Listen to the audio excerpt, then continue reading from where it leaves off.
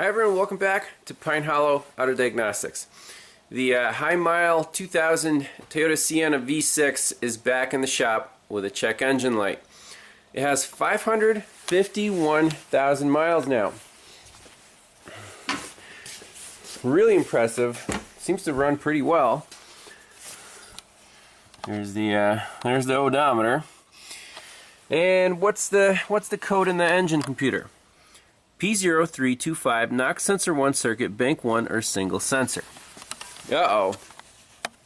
So if you remember, about 4 months ago, when it had 546,000 miles, we had a P0330-Knock Sensor Bank 2 circuit. We found an aftermarket sensor in there, and I replaced both sensors with NTK units, bank 1 and bank 2. Now, 5,000 miles later, we have a circuit code for bank 1. So do we have a defective sensor, or is there another issue? This is technically, could be considered a comeback, depends on what we find. So what's the quickest way to check these knock sensors? They live under the intake manifold. To replace them, it's about a 3 to 4 hour job. You have to rip the whole lower intake manifold off to get to those sensors. So let's think of a way to diagnose this and see if we're going after the sensor or if there is a wiring problem.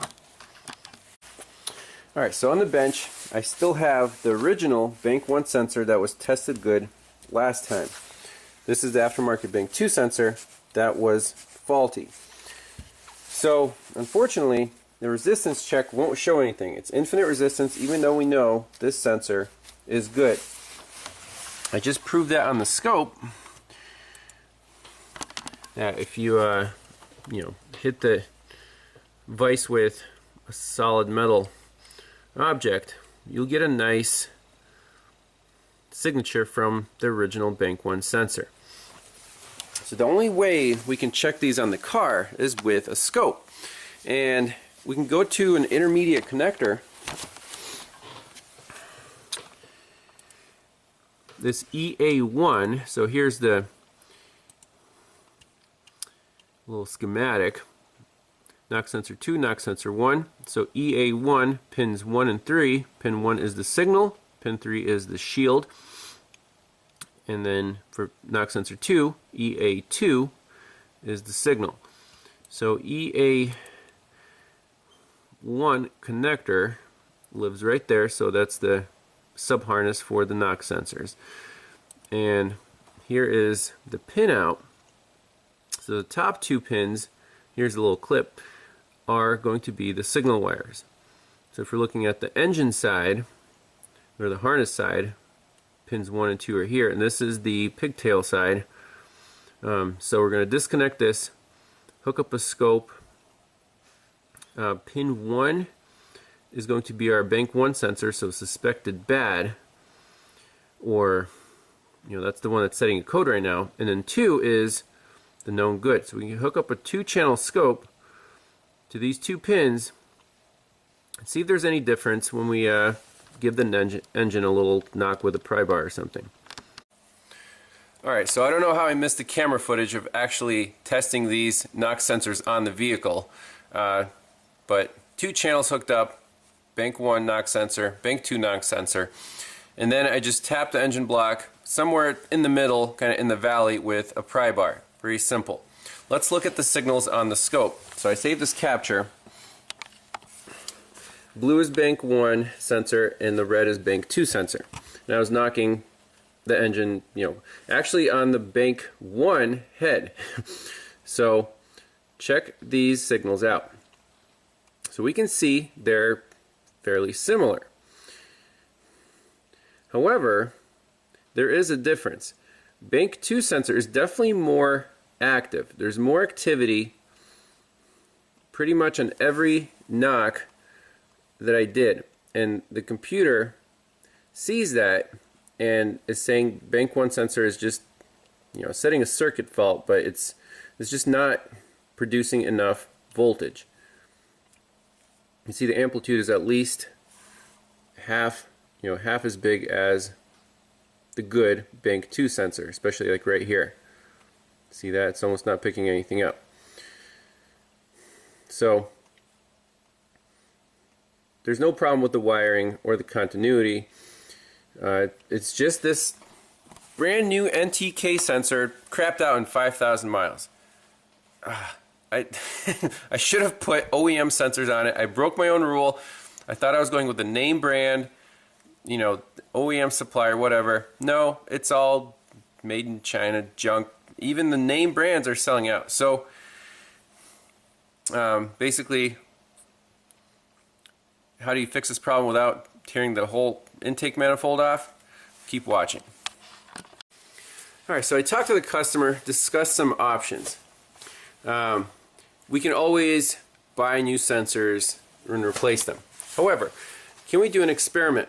Will the car be happy if we just connect both knock sensor channels, bank 1 and bank 2, to the working bank 2 sensor?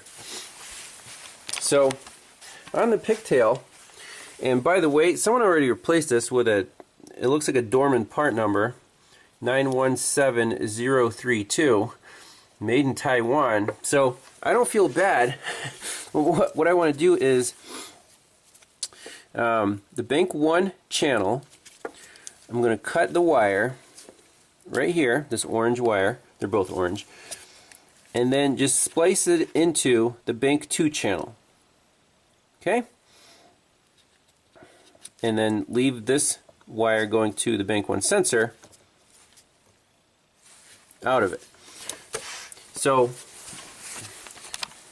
the computer will see, on both channels, will see one signal coming from the good bank 2 sensor. I think that should work. Now, down the road, if the customer is still driving this thing, you know, years later, we can do the whole thing, replace the OEM, you know, the harness with the OEM Toyota part and the 2 knock sensors. Right now, he just wants the car back, no check engine light, you know, running fine. So, and I wouldn't charge for this repair because, you know, technically it was just here for this job. So let's try that. Customer approved it, and see how the van runs. Nothing to lose really. So let's do a little splicing there. Hook up the scope again, knock on the engine, see if both signals are good, identical. Plug it into the car, erase the code, take it for a test drive, see if that works. Right, here's the pigtail. Channel 1 wire is cut, and I stripped back a little bit of the channel 2. So just put a dab of solder on there. And this thing should be perfect. That's my hope.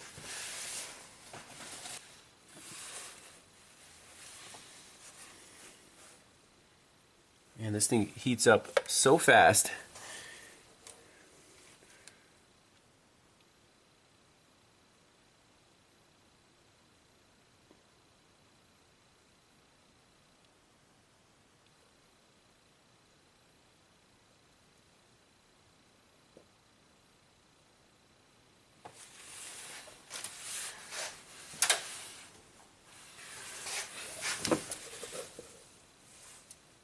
Just perfect. And pull a little tape around there, and we'll do the scope test again. Alright, here we go. Scope is rolling.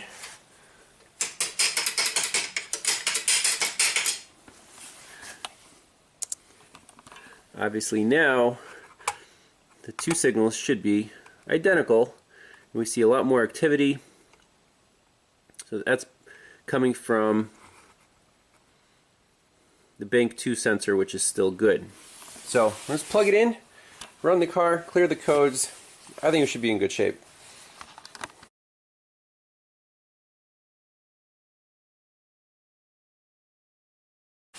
A little bonus footage before we take this thing for a test drive. Another customer complaint was his wipers didn't return to park. In intermittent, it just keep going in low speed. You shut them off and they just stick somewhere in the middle of the window. So the problem here is pretty obvious.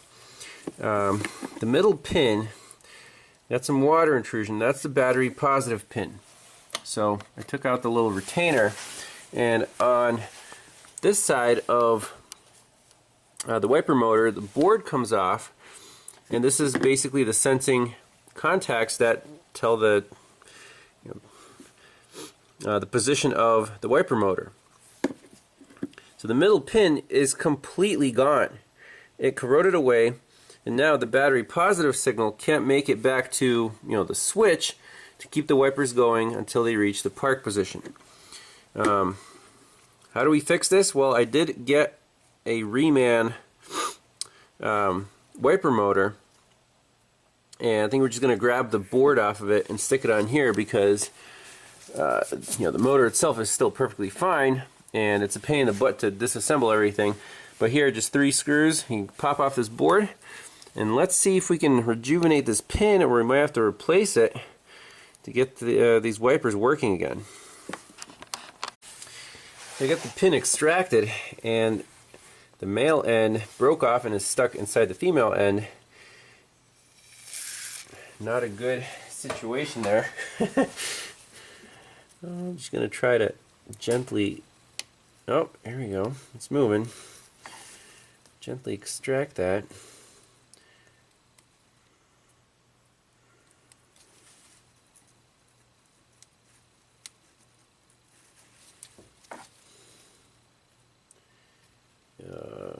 Yeah, this whole terminal should be replaced for reliability. I'm not sure how the spring-loaded part's going to keep going here.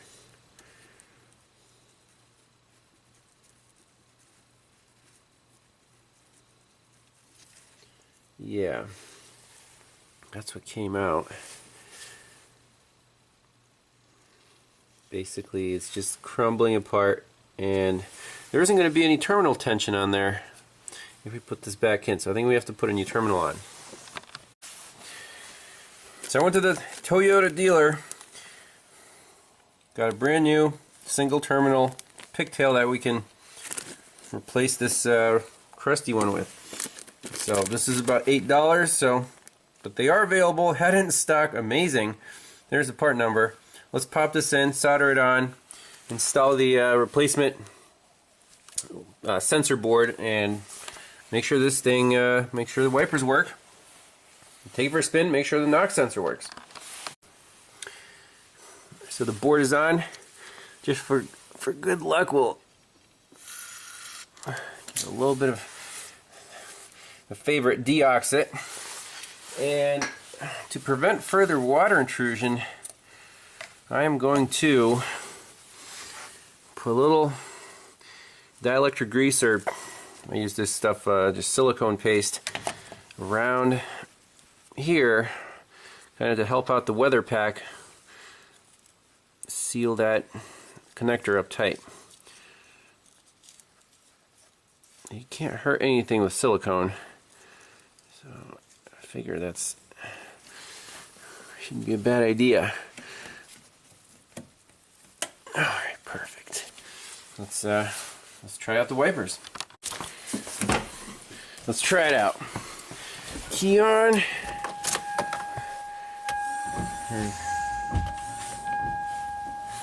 And they should return to park. And let's try intermittent.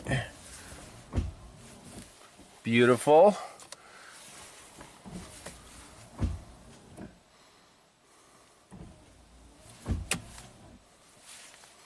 Fixed. Oh, almost no parts required. Kind of. Let's take it for a spin, clear that check engine light, and see how this thing drives. Ah, crap. So, one part I didn't show is I had the cluster out in this HVAC system to replace some backlight illumination bulbs. This was all dark, so there's 2 bulbs in here plus one behind the button, and then there are a couple bulbs burned out in the cluster, and now we don't have a check engine light because I think it was on for so long, for so many miles, that it burnt out. So I guess that kind of solves the customer complaint of the check engine light being on, but if anything else comes up, you won't know about it. So I think the right way to fix it is tear the cluster off again, replace the check engine light bulb, and make sure that works. Kind of annoying. And then take it for a test drive. that kind of sucks. So here's a cluster. Cornermost bulb is this little mini, and it's indeed burned out. So I think I just might have run out of these. Let me see if I can go find a replacement. Oh, we might be in luck. I have the whole assembly in stock, got 2 spare ones, so let's trade this one in for a good one. Make sure the check engine light works. Alright, let's see here. There it is. There's our check engine light. Now we can go for a test drive.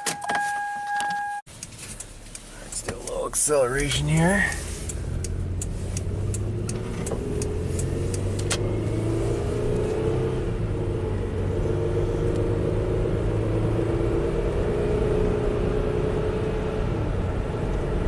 It shifts so smoothly.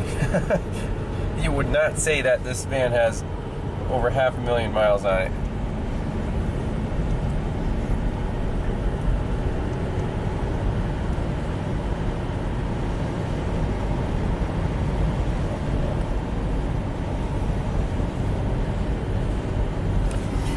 What can you say? Can't beat Toyota quality from the 90s and early 2000s. That was honestly the peak. So we'll do the test drive around the block and then scan it for codes. Make sure that the knock sensor code does not return. Otherwise, this van is ready to return back to the customer. Alright, after the test drive, the only monitor that's not ready is evap. That's fine. Read fault code.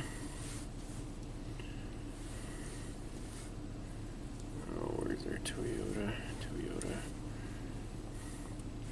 No fault code, so the car is happy with just one knock sensor connected to both channels on the engine computer.